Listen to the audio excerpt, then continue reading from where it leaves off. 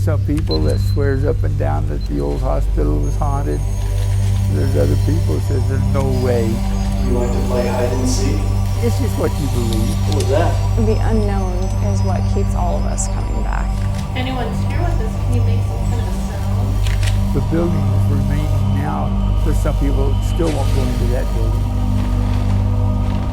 Even with all the remodeling and what have you, it's still kind of eerie. It was something for young people to talk about, the ghosts at the old VB hospital. So the guys would bring their young girlfriends out here at midnight and take them through and scare them. That was fun. I was afraid of the paranormal, and I kind of got into it to prove to myself that it's not something to be afraid of, and to see if it's really something that exists or doesn't. Is there any kid that's up here with us that wants to come play? We had one experience where a team member, actually all three of us, had heard knocking. And this is an old building, you can hear everything that's going on. And our one team member went down the hallway to see if a certain door was causing the knocking. And she did the same exact knock. It sounded exactly like what we heard.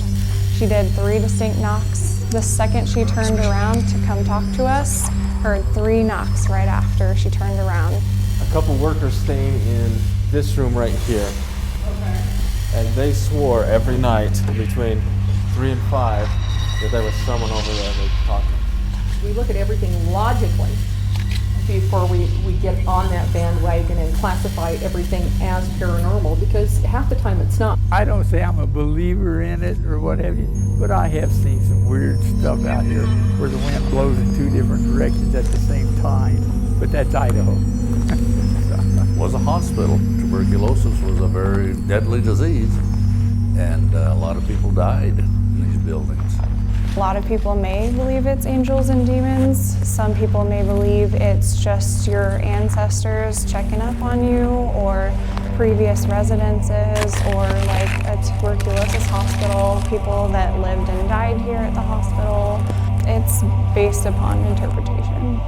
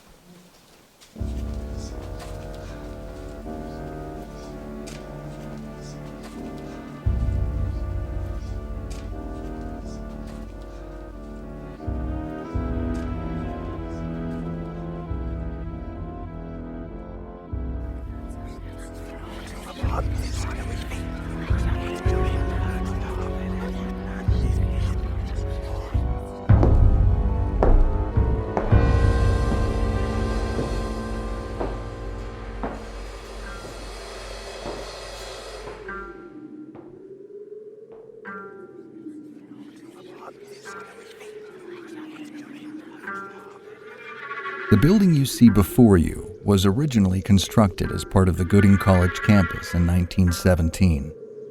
When the college failed in 1938, the building was donated to the state of Idaho for use as a tuberculosis hospital, housing up to 150 patients. Shortages in personnel and materials during World War II delayed the hospital's opening until 1947. During that almost 10-year delay, tuberculosis, then the 3rd leading cause of death, claimed the lives of over 500,000 men, women, and children in the United States alone. Before the discovery that the antibiotic streptomycin was found to treat tuberculosis, doctors would resort to boring holes in the patient's sides in hopes of relieving pressure and draining blood and fluids so the afflicted could breathe. The surgery had the unintended effect of collapsing patients' lungs, making the treatment almost as deadly as the disease. The site also inherited another bit of grim Idaho history. After the Minidoka Relocation Center closed at the end of World War II, some of its buildings and equipment were moved to hospital grounds. What did they bring with them? In the almost 40 years since the Gooding Tuberculosis Hospital closed in 1976, there have been reports of footsteps heard in vacant halls, unexplained whispers, the apparitions of a woman, a young girl, and a lone man in a white lab coat walking the halls. Did some of the patients and staff never leave? Or are they trapped here forever? Forever and ever and ever.